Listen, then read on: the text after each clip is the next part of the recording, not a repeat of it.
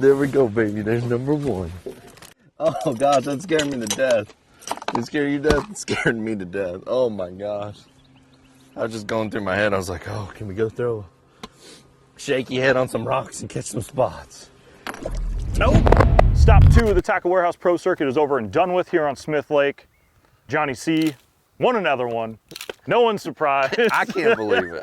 It was an awesome week. Perfect weather. I mean, 4 days of perfect weather. It never happens. Things lined up great for you. I knew when you showed up at the ramp at like noon the first day of practice that you were probably going to win. So,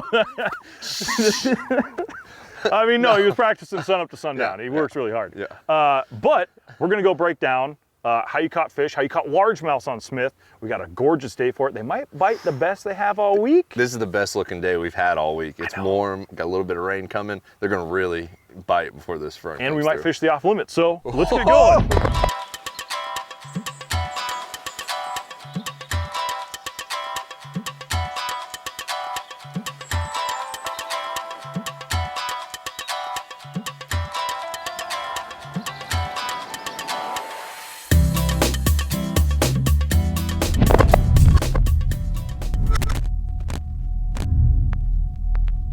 All right, John, we made a pretty long run to where you caught a lot of your fish this week. You know, the boat ramp, we can still see it from here. But this is very John Coxey. Swim jig, shallow, dirty water, largemouths pulling in to spawn. Like, it's the perfect recipe for you. Oh yeah, I mean, I honestly, I think I weighed 2 out of this spot.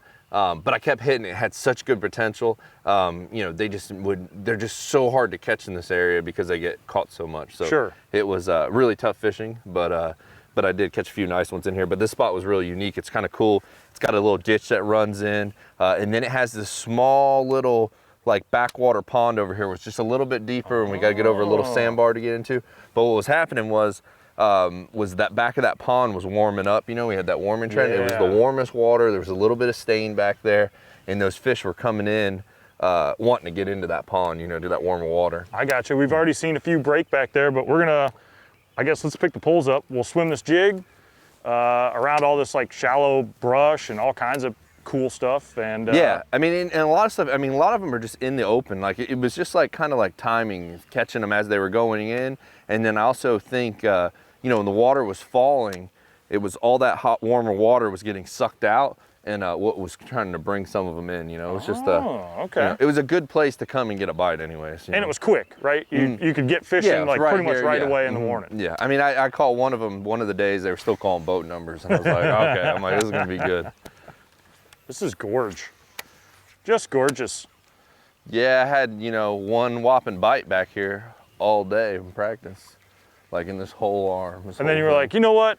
I better fish it during the tournament. Yeah, that's pretty much what I was like. I got. Were your cheering section over here around during the whole tournament too? Or are these new residents to the area? What's going on there? What, those ducks? Yeah, these guys. Oh yeah, they've been here. They were actually really annoying. They when I would come over here, it would be all nice and calm, and then I don't know if they, you know, what it was. They just constantly kept getting in front of me. They were like, hey, this is our pond. Yeah. These are our bass. It was though. They started making babies one of the days, and I was like, uh-oh. You know, and I was really like, oh man, that means the fish are getting ready to too. So it's kind of gave me hope some new ones were gonna swim in here. These fish are probably like, oh gosh, don't throw that at us again. They're probably like, hey, so sick of it. Another dirty jig. Yeah. Coming through here. Oh no, that's such a good cast. Yeah, see that drove me nuts, was getting those weeds on. Yeah, all this trash. Like, could have went to something lighter, and like I tried everything. I threw frog in there. I mean, I tried to throw down and throw a worm. It was just, it really only wanted to do is eat this thing. So another thing I was doing, you know, I was doing a lot of swimming and stuff, but just like that, you see how we came through and you're like, man, that looks like the perfect spawning bush, you know, or perfect like log. A little pocket. Yeah, like you think, you know, there's one in there, and it wouldn't come out for the jig. That's when I would slow down and I'd flip it in wherever I thought maybe they already went on beds, and I would get some bites. And that's actually how I caught, you know, 5 or 6 of the ones I weighed in, you know, throughout the week, and they were better ones too. And I think what they were doing, they were already spawning, you know, on the base of those things, you know, and they didn't really want to come up. But that's how I got a few more of the, those key bites. It's very like Tom Monsoori. Like, yeah, I take my swim jig and I pitch it around and I drag it and that's it. Just do everything with it. Just do all the stuff with that jig. Yeah, look, you want to see how shallow it is? I think the water dropped. Maybe I shouldn't push this in with the big motor. What's that thing? I'll try to troll in. Look how shallow it is. Look, so I got the trolling motor prop out of the water and it's still hitting the bottom. You see it down there? Yeah, oh yeah. Yeah, this might be one of the reasons why the other guys weren't in here fishing it too. I mean, it is so shallow. And this big MX-21 floats in like no problem. I'm just amazed that we got back to this fish snatching pond. But he's ready for the off limits. Oh God, what was that? I'm telling you, I don't know, man, it's kind of clear. I might be able to see him now. Like that thing like darted. What's weird is, all right, carp, we kind of move around and we get pushed around. They're staying in the same spot. Well, you just said the bigger jig was the deal. What size dirty jig is it, and what's the setup here? So it's just a 1/2 ounce black and blue dirty jig. It's my favorite. It's like my favorite size. I throw it in a lot of different colors. It's kind of weird that for as clear as this place is, that they wanted the black and blue one over a more natural color. That looked like a pretty nice one. That looked like a pretty nice one. And but the key to this thing was definitely this Max Scent Meaty Chunk, power bait, Max Scent Meaty Chunk, Berkeley makes it.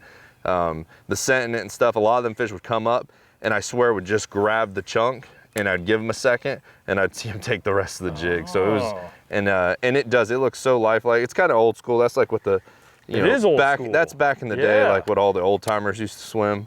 That style of chunk,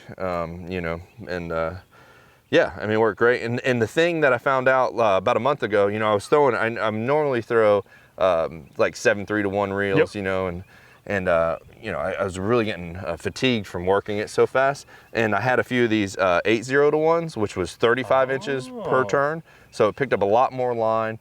It was a new Revo EXD, and it allowed me to make further casts and then just pick up all that extra line. Had it on 7.6 medium heavy Fantasista Premier because I wanted to throw it on a heavy, but when you're working it so fast and you're picking up so much line, it seemed like when a big one got it and you set the hook, you'd rip them out of the water. So I tried to. I like the medium heavy a lot more with that.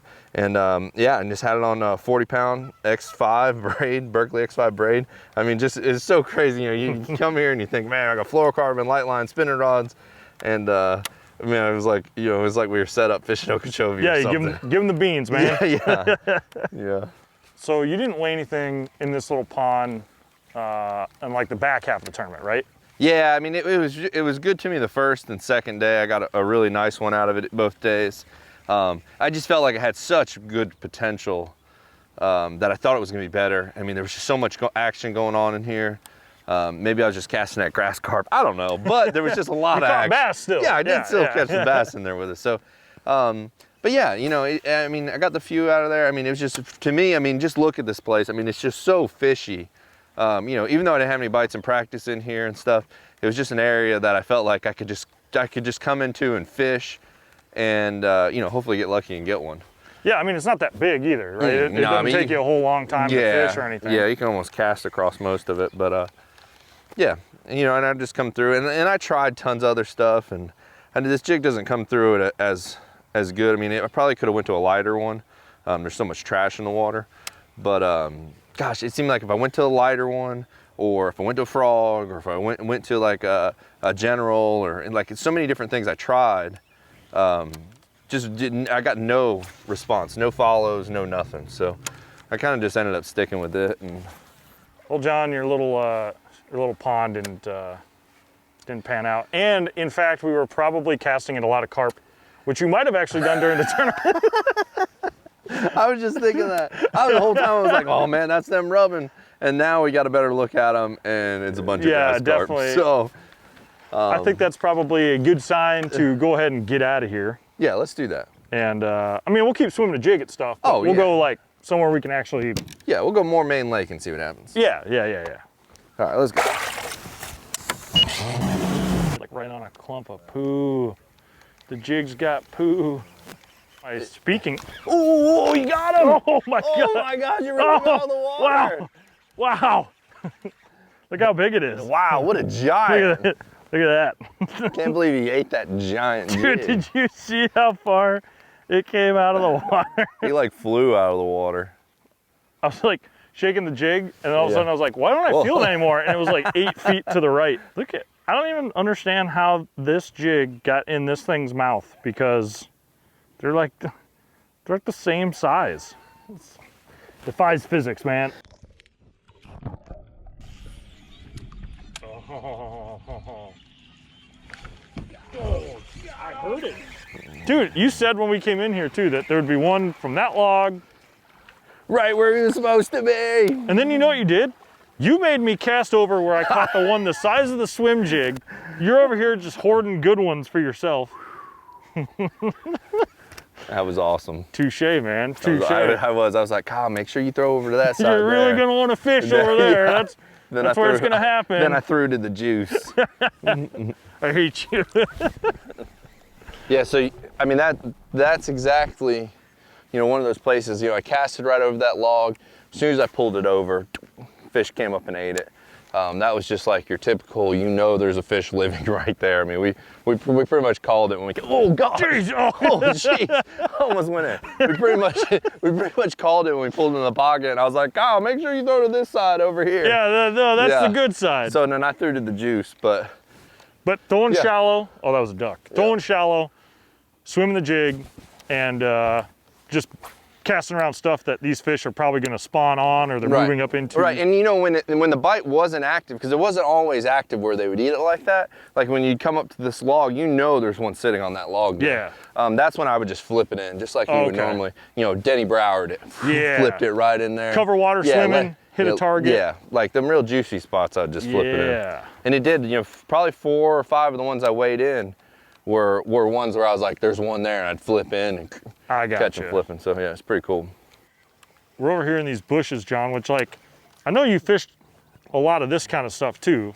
You know, these sparse, shallow bushes, like kind of a little flat here, but tell me about when you're like, you know, how fast you're swimming the jig or how you're working it. Cause you know, you said you had a high speed reel, but just, you know, how would you dissect this thing that's in front of us? So what I was doing, cause a lot of these areas, I mean, it's bushes for as far as you can see, and it's really hard to tell, you know, where there's not like you don't really know where they're going to be at that point in time. So what I'm doing is I'm swimming it wide open, you know, as fast as I can, just to cover water to maybe pick up a random one here and there. But when I get to the strike zone near the bush, oh my gosh, that was a big spot. Oh my gosh. Yeah, see, those are the random ones I'm talking about, where you're not near a bush, you're not near anything, they just come out and get it. So those are the ones you hope to luck into throughout the day. But when I get around that target, that area, wherever the fish is, I try to slow it down just a little bit.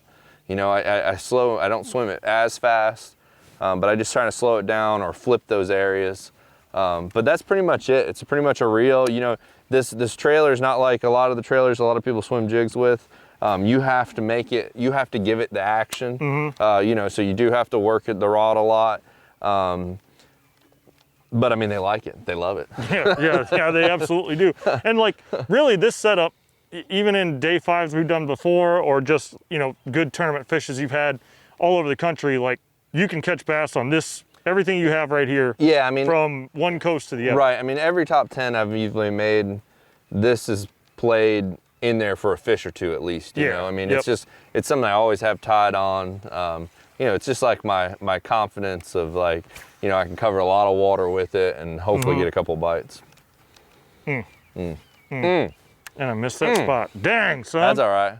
But speaking of spots, at this exact spot where we're at right now is where I was starting to melt down. I kind of lost one over in this corner. You lost were another super one caffeinated. Here. Yeah, I had 3 more. I had 3. I needed 2 more. And I came over here and I was just kind of going to go down the rest of this stretch, and I fired out, and this giant one come up and got it, and I set the hook, and I had it hung in that bush right there. And it was hanging out of the water. You see the fish's mouth, jig, everything pinned in the bush. And I'm like, oh, baby, please stay on. And I trolled all the way over to it. It was at like the end of a cast. Troll over there, get the net underneath it. It comes off, comes in the net. I end up getting it. And right then I was like, wow, you know, that's the kind of luck. That is the stuff that happens. That's the kind of luck that happens when you win, you know, when it goes your way. So that was, I felt a little relieved. I actually started fishing a lot better for about 30 minutes, and then I started feeling the pressure of not catching anything again. All right, John, we're back over here by the ramp in a little pocket. Tell me why this pocket means so much, especially this week. Oh my gosh, you know, I'm coming back. I just got that feeling I don't have enough, or super close anyways. You know, nothing besides that fish being hung on the tree was really magical, that, you know, that last day. And it seems like anytime you win, something like that happens. And I was coming through the idle zone, and I had 7 minutes left. And I just thought to myself, I'm like, man, anytime I come in early, you know, when Benji used to travel with me, I'd get yelled at. Man, you cast to the last second. And I thought about that, and I was like, there's a pocket right there. So I came over to this pocket, and I mean, it is a beautiful pocket. Gorgeous. I mean, gosh, it's the best pocket I've seen on this whole lake. Never been in here before, never fished it. And I got lined up just like this. I sent one right down the middle of this drain. I started swimming it out, and I thought something came behind it, but I wasn't sure. And right when I got to that, right here where the jam is, I just kind of killed it for a second, and she smoked it. And I caught the biggest one of the day, like a 4-pounder. It was like a, almost a 3-pound upgrade. And I threw it in the live well, and I just raced back to take off. And really, I mean, that was like kind of what won it, and definitely, you know, maybe you would have won without it, but it for sure helped the cause. And man, to do that, like instincts, find the John Coxiest looking place right in front of takeoff. I mean, it's like the textbook way for you to win a tournament. Anyway. It did feel, I knew at that point in time, I was like, oh, we just won the tournament. It was an awesome feeling. I mean, I'm sure you guys could tell when I came in, I was just like, oh man, I was like, you know, all the pressure was gone, and man, it was awesome. Jody and I were back at the car getting ready for weigh-in, and they had live playing at the front of the stage, you know, and all of a sudden I heard that John Cox like, oh my God, I got a call, and we were like, is this a replay or what's going on? Like, I hadn't been paying attention to it. Look over there, and we're like, oh my God, he's actually calling, like he's gonna win. But I could hear that John Cox chuckle from, you know, half a parking lot away, and I'm like, something just happened. Something good just happened. I was so pumped. All right, John, I think we've done all we can do, but we got rain coming at us, and you got to get up to Pickwick to get a little practice in for another derby. So I think with that, man, congrats again. It's like a broken record, because you know, you'll probably keep winning, and you know, you got your 6th pro circuit win this week here on Smith, and you finally got a dub on Smith, because you've come so close so many times, and it was cool to watch, and happy that you pulled it off, doing what you do best, catching largemouths up shallow. But I think we should pack it in, because that wind's picking up. Yeah, it's getting ready to storm. And you got more tournaments to win. Yeah, so man. Let's rock. Appreciate it. Let's go.